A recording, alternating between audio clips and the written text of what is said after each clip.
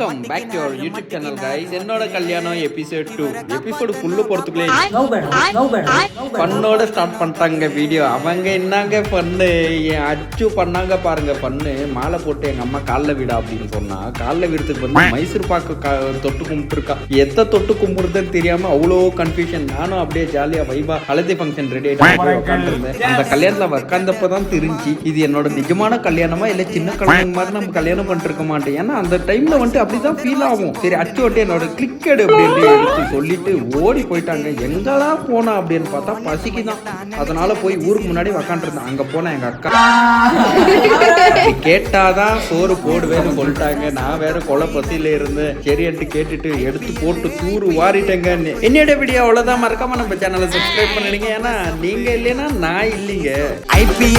IPL cup நான் வாங்கி தரேன் லாலிபப் சப்பு.